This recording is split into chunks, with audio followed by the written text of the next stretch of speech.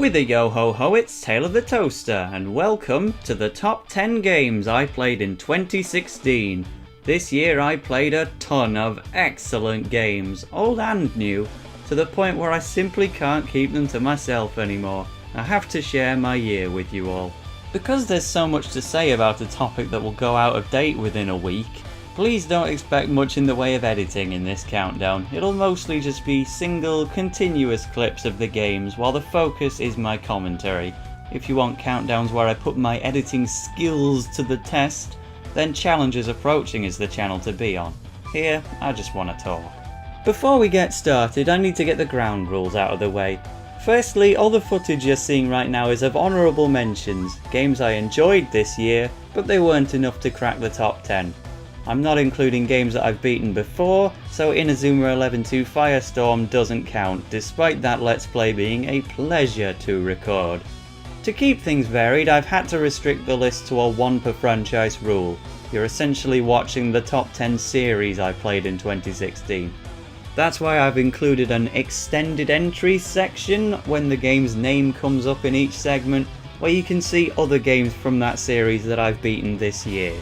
Finally, I want to specifically mention Earthbound. This is a game I was playing this year, which I enjoyed very much, sinking in over 23 hours of playtime. My problem arose when I entered the dinosaur world. I didn't realise this was a point of no return, and I was stuck there without any big bottle rockets. I know how tough the Sanctuary boss is, and entering at such a disadvantage killed my motivation, and I stopped playing. The game could have easily qualified for the list around the number 7 mark, but as I didn't complete it, it's had to miss out. Moving on to the real entries then. Number 10. Entry number 10 on this list is the only one I didn't completely enjoy. Yokai Watch was alright. Lots of ups, lots of downs. The ups include enjoyable side quests, a great partner character, brilliant theme song, and a really nice overworld, which was probably one of the best towns or cities in gaming altogether. The flaws, however, were much more plentiful than I imagined. Surely a game that's known for being Pokemon's biggest rival would let you easily capture the yokai you fight in battle, right? Well, apparently not, as the process of recruiting yokai for your team is almost entirely down to luck, requires online research to maximise your chances, and just took far too long considering you had to defeat the yokai, which is sometimes quite rare, just for the chance to have it try and join your team. The game also had several mandatory side quests where you had to upgrade your watch, and these were tedious.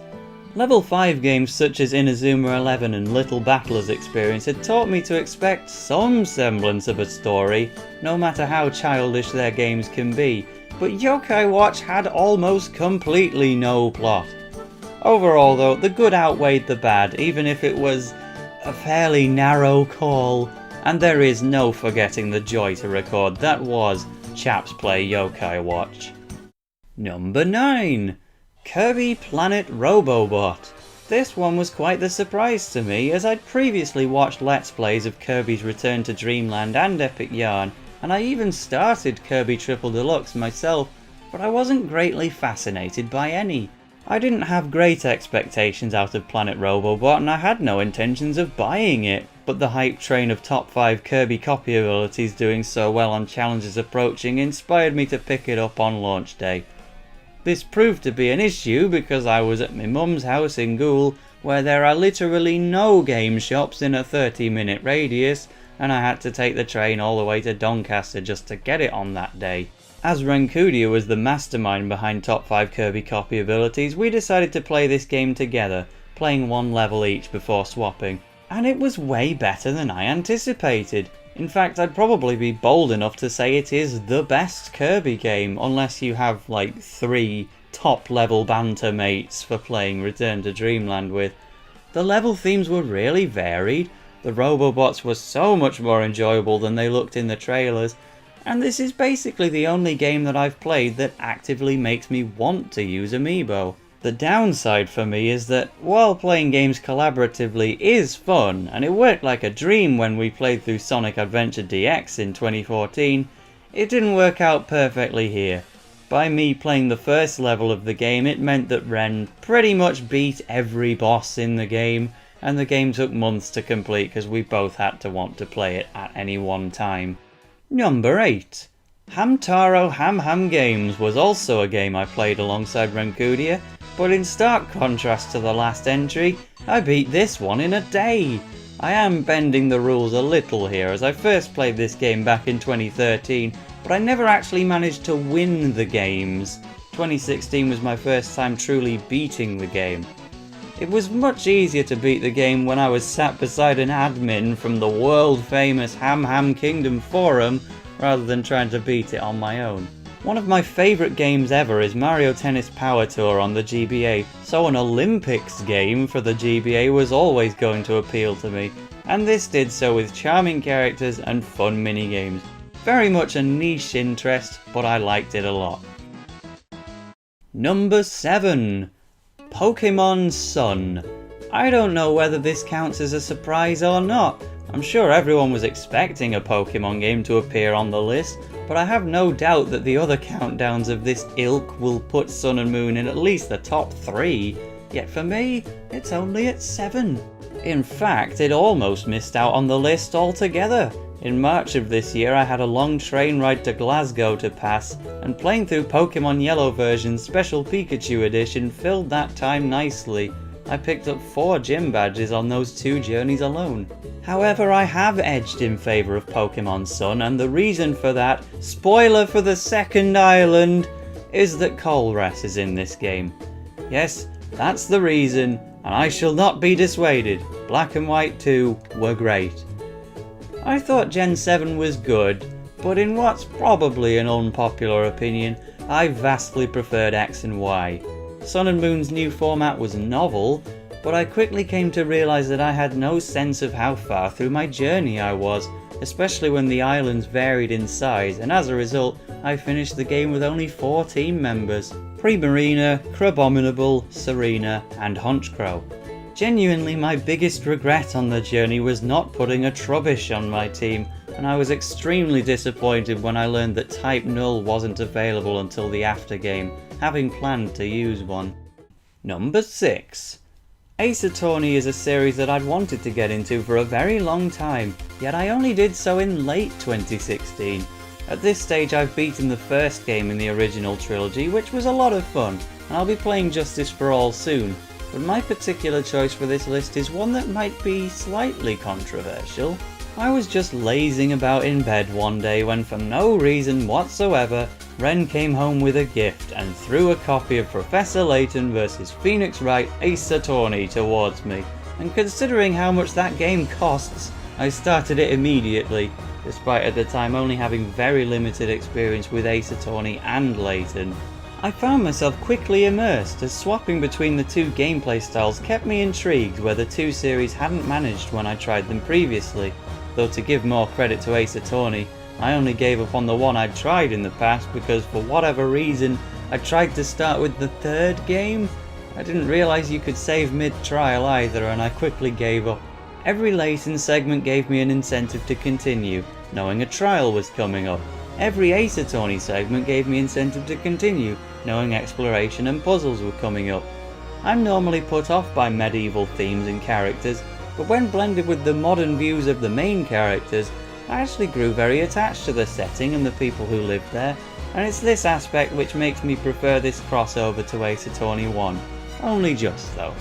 It just takes something special to make me like medieval themes, but this did it. And while I went into the game knowing that the ending upset a lot of fans, I didn't have any qualms with the conclusion. I quite liked it. Number 5. Coming in with back-to-back entries for games that were totally out of the blue gifts from Renkudia, here's this countdown's most unexpected game, Project Cross Zone 2. The story this time was that I simply walked into my local game store, saw that they'd broken the street date on the game's release, and due to a shortage of display cases, I was fooled into thinking this game's case was actually red. Knowing that Sagata Sanshiro, Ryu, X from Mega Man and Sakura from Sakura Wars were in there, I developed an interest, but not enough to actually make me purchase the game, considering my past failures with the strategy genre. And yet, the next day, I found myself as the recipient of yet another kind gift. I mentioned before that I'm bad at strategy games, but this suited me very well as Project Cross Zone 2 is not that difficult. It had the appearance of a tough strategy game, but in reality I was cruising through it with relative ease, and the flashy fighting game style combos added so much to the game, something that a traditional strategy game could never hope to have. The cast was a mixed bag, with Sega, Namco and Capcom basically combining the sluttiest cast of women they had in their entire library of games to form what could easily be described as Boobs, the strategy game that's also a fighting game in a roundabout way. But the dialogue from Sagata Sanshiro and Metal Face basically made up for this on their own. I got a taste of Phoenix Wright before getting to his own games, gave the opportunity to play as Fiora and Lucina in a strategy RPG without playing through their own games, and through the gameplay I developed attachment to two characters I never thought I'd care about, Kazuma Kiryu and Goro Majima from the Yakuza series. The flamethrower did so much damage, man. Number 4. Earlier in the list I talked about a visual novel by going over the Ace Attorney games I've played thus far, but Steins Gate was the first visual novel I've played to literally just be a book. This thing had no gameplay whatsoever, which was pretty mind-blowing for me at the time, as visual novels like this were little more than a myth to my brain at the time.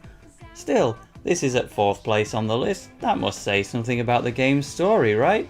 I liked every character in Steins Gate, and it covered all the bases that I'd want from a time travel story. Scientific theory that's understandable to the general player, but isn't dumbed down to make you feel like a moron. There's multiple endings, and lots of comedy. The lack of gameplay isn't something that I hold against Steins Gate, rather I used it to my advantage. This, I can safely say, is the only video game I have played while washing the dishes, barring only the game's sequel which just came out last month and I'm playing it as we speak. Although it would be too early to try and include an entry for Steins Gate 0 on this list, it seems quite clear to me that the original story is the better game. Although 0 is still an excellent extension for existing fans who want more development from the characters they love. Suzuha is bae. Number 3. Now this is a game I didn't expect to put at number 3. Paper Mario Color Splash. Now hold up before you riot. Yes, it does say in the extended entries section that I beat Paper Mario the Thousand Year Door in 2016. Does that mean I think Color Splash is a better game? No, of course not. Thousand Year Door is within my top 20 games of all time at this point. However, I started that game in mid-2015 and only finished it on January 14th this year. So I didn't feel it would be right to include that on the list when I only played a chapter and a half in 2016 itself. Same deal for Mario and Luigi Paper Jam, but that couldn't reach any higher than 10 on this list in its own right. I was opposed to the existence of Color Splash from the moment it was revealed. I saw sticker star gameplay, I saw no NPCs other than Toads, I just saw no way this could have actually been fun. Boy was I surprised. My issues weren't exactly fixed, as the battles were still relatively pointless and the Toads were almost completely undistinguishable in terms of aesthetics, but the writing in this game was top class. Anything that takes a jab at the prices of coffee shop chains gets instant respect from me, and Color Splash was making Starbucks jabs within the first hour of play. Painting in colourless spots in levels was much more satisfying than I would have thought. It really appealed to the completionist inside me, even if I didn't go out of my way to 100% the game. The levels themselves actually had good choices of themes, with particular mention going to the Dark Blue Inn. Hotels are something I want to see way more in video games than they're currently in. I will start Hotel Dusk Room 215 next year. The world map, something I originally criticised, was actually fun to fill in, and was a much better method of getting around than the Thousand Year Door's warp pipes. And ultimately, the game was just a surprising amount of fun, at a time when I really needed a video game with some activity involved. Steins Gate is great, but you should never try and make a visual novel the only game you play at one time. You start to miss pressing buttons. Third place on the list might be a little generous for Colour Splash, but you could say I've ranked it this high while also factoring in how much I loved the 1000 Year Door in the first 2 weeks of this year. That game was amazing. Number 2. If you knew me personally, you knew this series was coming. I played all 3 Zero Escape games within the space of a year, curiously starting with the second, Virtue's Last Reward, reverting to the first, 9 Hours, 9 Persons, 9 Doors, and then playing the third, Zero Time Dilemma, on the day of its release. It didn't appear on the eShop until 6 PM. I had to kill time playing Rayman 3D and Gabrielle's Ghostly Groove. 18 hours never felt so long. The Zero Escape series is a masterful trilogy that breaks between visual novel gameplay and escape the room puzzles, and both are extremely intriguing in their own ways. The context of this series always involves contestants being trapped inside lethal escape games against their will, and each game has several endings as to how things can pan out, and which path you head down is entirely determined by your own decisions. In Steins Gate, I found myself heading for a different ending unknowingly, but here I was consciously deciding what I wanted to do. General consensus decides that the best game in the series is a straight shot between 999 and Virtue's Last Reward, depending on how grim and gory you like your descriptions of dead bodies. My personal favourite is the less gory of the two, Virtue's Last Reward, aided by the fact I played it first.